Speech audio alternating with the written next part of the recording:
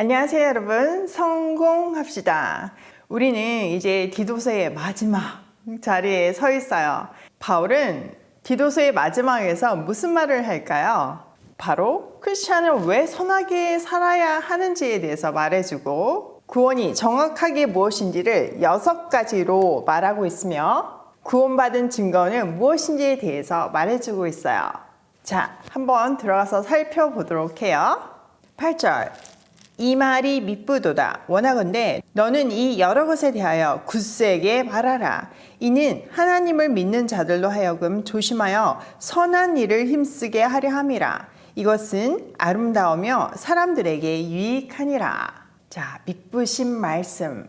말씀은 언제나 신실하여서 우리 삶의 중심이 되지만 그것이 디도서의 결론은 아니에요. 그 미쁘신 말씀을 삶으로 살아내는 삶의 고백이 중요하다는 것을 강조하고 있어요. 우리는 그 일을 위해서 복음을 힘차게 전해야 하는데 그 힘차게 할 수 있는 근거는 바로 말씀이에요. 우리가 말씀을 제대로 알고 그 말씀을 살아낼 때 자연스럽게 그 에너지와 힘이 나오는 거죠. 그렇게 전해진 말씀은요, 사람들로 하여금 선한 일에 전념하게 만들어요. 선한 일은 우리 구원의 조건이나 근거는 아니지만 구원받은 백성에게 반드시 나타나야 하는 증거예요. 구원을 받으며 나타나는 필연적인 열매이죠. 교리적으로 복잡하게 말고요. 아주 상식적으로 한번 생각을 해보세요. 하나님은 사랑이세요. 사랑이신 하나님께서 죽기까지 사랑하는 사람들에게, 자녀들에게 삶을 사는 원리로 주신 것이 말씀인데, 또 하나님이 어떤 분인지를 알려주신 것이 말씀인데, 다른 말로 하면 사랑이 무엇인지를 말해주는 것이 말씀인데, 그 사랑의 원리대로 살면 당연히 우리 삶이 선해지지 않겠어요? 사랑이 뿜뿜 솟아나지 않겠어요? 선한 생각이 샘솟을 수밖에 없고, 그렇기 때문에 우리 삶은 자연스럽게 선해질 수밖에 없어요. 바울은 이 말을 디도에게 말씀이 힘있게 증거해서 하나님을 믿는 사람들에게 선한 일에 전념하게 하라고 표현하고 있는 거예요. 또 그 선한 일은요, 아름다우며 사람에게 유익해요. 사실 이 말씀은요, 우리 오일 패밀리를 떠올려 보면 아주 쉽죠. 말씀을 함께 묵상하는 우리가 보육원 아이들을 품는 오일 패밀리라는 선한 단체가 되었어요. 너무 당연한 일이죠. 이것은요, 우리 가운데 말씀이 거한다는 증거이고 하나님께서 함께 하신다는 증거예요. 지금 보육원 크리스마스 선물 보내기 하는 중인 거 기억하시죠? 우리가 갚을 수 없는 그 사랑을 흘려보냄으로 해서 보육원 아이들에게 크리스마스의 주인공이 예수님임을 알려주는 그 놀라운 역사가 일어나기를 기도해요. 자, 이렇게 우리가 8절을 마무리했는데요. 사실 이거는 앞에 연결된 내용이에요. 3장 내용은 굉장히 중요한데 한번 다시 정리를 해보면 1절에서부터 2절은 디도가 지금 양육하고 있는 그레데 사람들을 사회적 책임을 다하는 하나님의 천국 시민이 되게 하라고, 또 그들의 욕망 가득한 삶에서 벗어나서 예의를 갖추고 온유로 일관된 삶을 살 수 있도록 가르치라고 말하고 있어요. 그것이 하나님께서 그들을 택하시고 부르신 이유이기 때문이죠. 자, 두 번째 단락에서는 3절에서부터 지금 본 8절까지 이야기는 구원 교리에 대한 이야기예요. 바울은 6가지로 구원을 아주 명확하게 설명을 하면서 디도가 자신에게 맡겨진, 어떻게 보면 절망적인 사람들이잖아요. 그들이 새로운 피조물이 되어서 새로운 삶을 살 수 있다는 확신을 가질 수 있는 근거를 제시했어요. 자, 3절에서부터 8절까지의 구원의 교리는요, 진짜 너무 심플하지만 완벽한데요. 우리 한번 다시 정리를 해볼까요? 첫 번째는 구원의 필요성에 대해서 말했죠. 왜 필요한 거야? 네, 우리는 죄의 종으로 살고 있어요. 그 죄가 죄인지도 모르면서요. 두 번째는 구원의 근원이에요. 바로 하나님의 은혜로운 인자하심이죠. 세 번째는 구원의 근거인데요, 십자가에 나타난 하나님의 긍휼이에요. 네 번째는 구원의 수단인데 세례를 통한 거듭남과 새롭게 하시는 성령의 사역이에요. 다섯 번째는 구원의 목표인데요, 우리를 영원한 생명에 이르게 하는 것이에요. 여섯 번째는 우리가 금방 8절에서 살펴본 구원의 증거예요. 그 구원의 증거는 우리 삶을 통해서 보이는 선한 일이 증거이죠. 잘 정리되셨죠? 마지막으로 이제 9절에서부터 15절은요. 마지막 당부와 인사예요. 자, 9절 한번 볼게요. 그러나 어리석은 변론과 족보 이야기와 분쟁과 율법에 대한 다툼을 피하라. 이것은 무익한 것이요 헛된 것이니라. 구원에서 벗어난, 말씀에서 벗어난 그 쓸데없는 변론을 피하래요. 이 당부는요, 디모데 전서에서도 언급했었죠. 이거는 복음을 알아가는 과정에서의 논쟁을 하지 말라는 얘기가 아니라 쓸데없는 말씀에서 벗어난 거짓 교사들의 잘못된 추론과 대조되면서 말하고 있어요. 그러니까 우리 신앙생활에 도움이 안 되는 쓸데없는 말장난과 말놀이 하지 말라는 거예요. 거짓 교사들이 말하는 그 쓸데없는 논쟁은요, 그 주제가 항상 족보, 율법, 분쟁 이런 것들, 헛된 것들 뿐이었어요. 자, 10절. 이단에 속한 사람을 한두 번 훈계한 후에 멀리하라. 이러한 사람은 내가 아는 바와 같이 부패하여 스스로 정죄한 자로 죄를 짓느니라. 이단에 빠진 사람들, 분열을 일으키는 사람들을 세 단계에 걸쳐서 훈계하래요. 첫 번째, 두 번째 단계는 말씀으로 훈계하면서 그들이 믿고 있는 것이 잘못되었다는 것을 알려줘야 해요.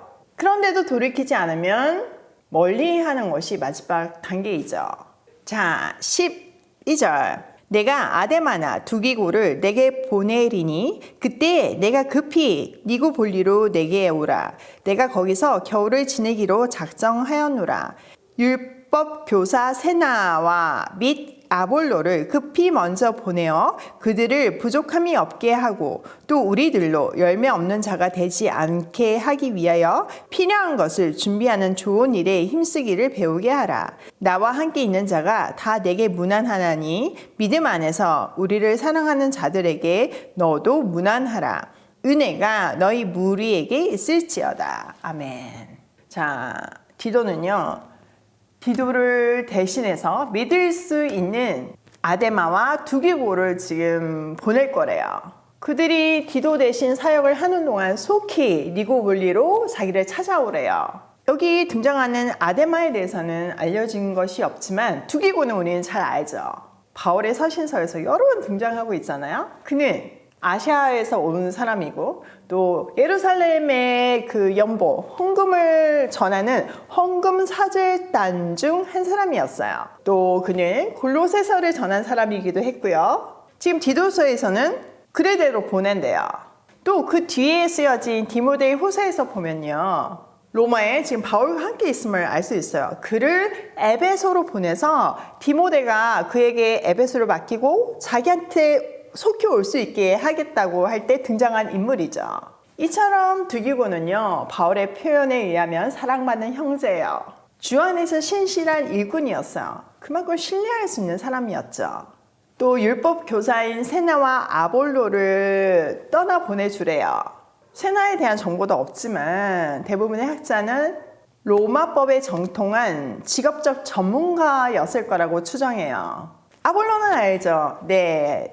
알렉산드리아 출신의 구약 학자였죠. 그가 에베소에 있을 때 프리스길라 아굴라를 만나서 자기가 능통한 구약과 예수 사건이 통합이 되면서 복음을 깊이 있게 깨달았어요.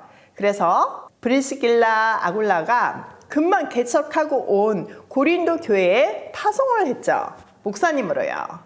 기억나시죠? 이제 이 두 사람이 디도서를 전달하는 역할을 하게 했어요. 자, 이 일을 마치고 나면 두 사람에게 또 다시 이제 가야 되잖아요. 다음 선교 여행길이 필요한 것들을 그레데 교인들이 잘 챙겨서 배웅하라는 당부가 담겨 있어요. 그것도 배워야 하는 덕목 중에 하나라는 거죠. 또 교우들이 바울의 가르침을 따르고 있다는 것을 그들의 선한 일로 보이는 삶을 살라고 당부하고 있어요. 마지막으로 은혜가 그들에게 임하길 기도하면서 편지를 마무리하고 있죠. 자, 이렇게 디도서가 끝이 나네요. 디도서도 참 묵직하고 강렬한 책이죠. 자, 오늘 내용을 우리 삶에 한번 적용을 해보면요. 구원의 교리를 한번 다시 정리를 했으면 좋겠어요. 자, 한번 같이 해볼까요? 첫 번째, 구원의 필요성. 우리가 죄의 종으로 사는 상태이기 때문에. 두 번째, 구원의 근원. 하나님의 은혜로 인자하심이죠. 세 번째, 구원의 근거. 십자가에 나타난 하나님의 긍휼이에요. 네 번째, 구원의 수단. 세례를 통한 거듭남과 새롭게 하시는 성령의 사역이에요. 다섯 번째, 구원의 목표. 영원한 생명에 이르는 거죠. 여섯 번째, 구원의 증거. 우리 삶을 통해 보이는 선한 일이에요. 자, 잘 정리되셨죠? 이거는 정확하게 알고 있어야 돼요. 두 번째, 구원의 증거는 우리 삶을 통해 보이는 선한 일임을 잊지 말자. 이거 굉장히 큰 메시지예요. 우리 마음속에 끊임없이 선한 일이 생각나지 않는다면 정말 내가 구원받은 백성인가? 내가 하나님을 제대로 알고 있는가? 한번 생각해 보셔야 해요. 세 번째, 그 선한 일을 하게 하는 원동력은 말씀이다. 그렇기 때문에 우리는 늘 말씀 앞에서 하나님의 마음을 헤아리고 하나님이 어떤 분이고 하나님이 우리가 어떤 삶을 살기를 원하시는지 계속 알아가야 해요. 오늘도 선한 일을 행하며 구원받은 증거를 보이는 하루로 고고싱해요. 여러분 크리스마스 지금 지원 받는 거 잊지 마시고요. 꼭 동참해 주세요. 정말 아이들이 우리의 대가 없는 사랑을 통해서 그리스도를 알게 된다면 그 얼마나 귀한 일이에요. 단순히 물질을 흘려보내는 것이 아니라 그 사랑을 보이는 거기 때문에 여러분들이 동참함으로 해서 우리도 그 구원을 함께 증거하고 우리도 그 과정을 통해서 구원을 충만하게 누리기로 해요.